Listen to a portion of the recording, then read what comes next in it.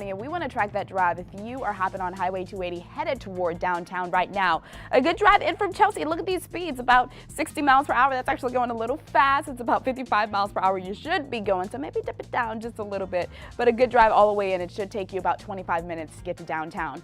As we look at the rest of the Birmingham metro area, no other accidents working right now. We're going to check your drive in from Calera and Alabaster coming up. Searchers in central Italy continue to go through piles of rock and sand that was once buildings. What was just isn't anymore. Italy's Civil Protection Agency says the death toll from Wednesday's pre-dawn earthquake has climbed to 247. The earthquake hit 3 towns hard, including one where travelers had come for a pasta festival. Crews have been using bulldozers and even their hands to try to go through debris. For the first time this morning, we are seeing video of rescues following that deadly earthquake. Take a look at this one. This shows crews pulling this 8-year-old girl to safety. We've learned she was trapped under that rubble throughout the night. She is expected to make a full recovery. Here in America, the presidential candidates tweeted their thoughts following the earthquake. Democratic nominee Hillary Clinton saying, quote, "My heart goes out to the victims' families." And Republican nominee Donald Trump tweeted this quote saying, "My thoughts and prayers are with the victims and families of those affected."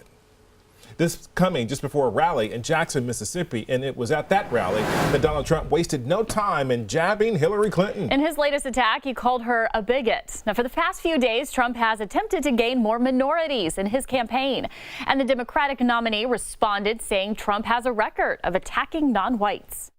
Donald Trump has shown us who he is, and we ought to believe him. He is taking a hate movement mainstream. He's brought it into his campaign.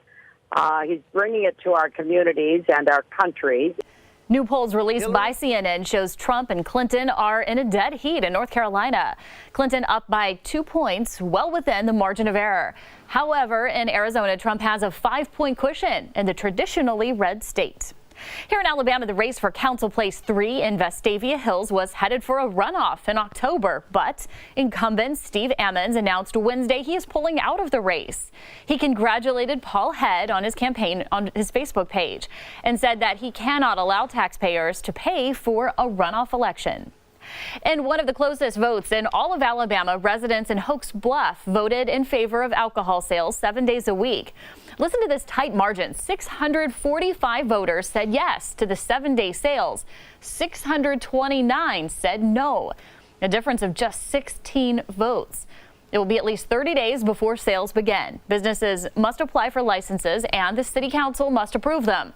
The city clerk tells ABC 3340 the city attorney is drafting an ordinance and sales could go into effect at the beginning of October. If you've missed any of the election results, you can find out who won in your city on the ABC 3340 app or on our website, abc3340.com. Just look for the election returns under the news tab. House lawmakers in Montgomery could vote on a lottery bill as early as later today. So this comes after the bill passed through a House committee Wednesday. ABC 3340 Stephen Quinn is live in Birmingham. Now, Stephen, the Secretary of State insists that this bill will be a day late trying to get on the November ballot.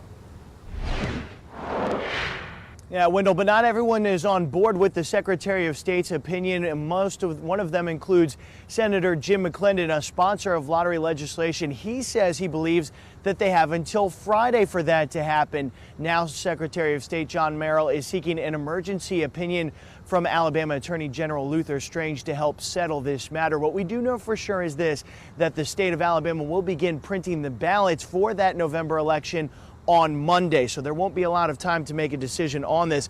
You might remember this all started this Tuesday when opponents of the lottery refused to allow a committee within the House to meet until Wednesday, effectively killing any chance that the bill would be passed on that deadline. Marsh called that decision a blunder, Marsh being Senator Del Marsh, the president pro tem of that body.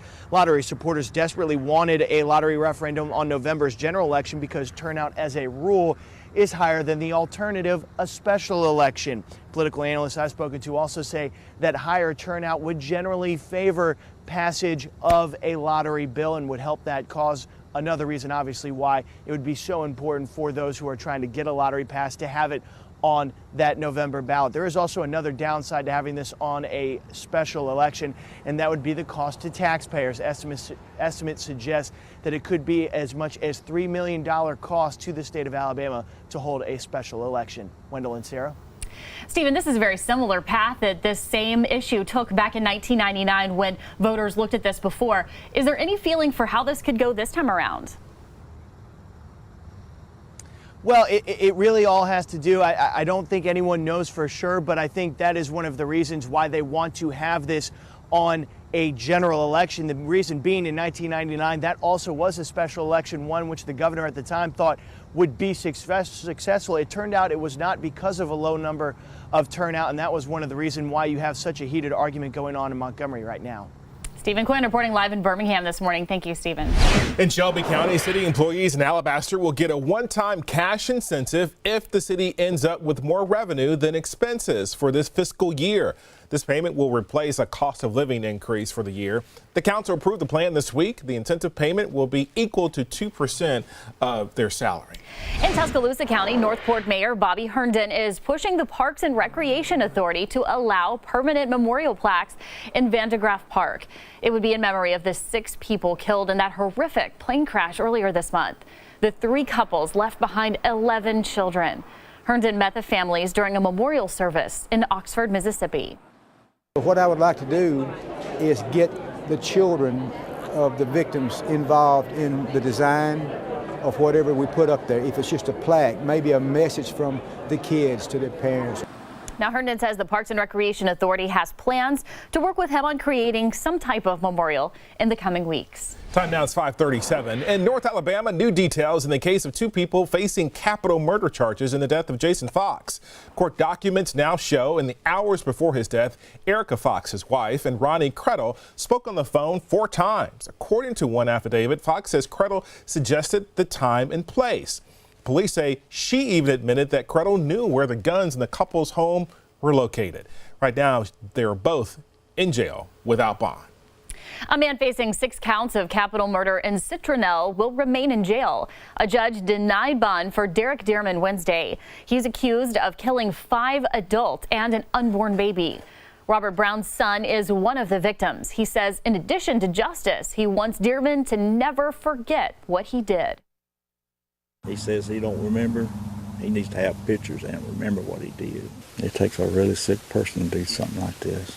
Funerals for 3 of the victims are planned for tomorrow. Another victim will be buried Saturday. Funeral arrangements for the final victim have not yet been made public. Right now, Birmingham police need your help identifying this man. Investigators believe he was involved in the shooting around 1:30 Tuesday morning. They say he shot a victim during a robbery on Richard Arrington Jr. Boulevard.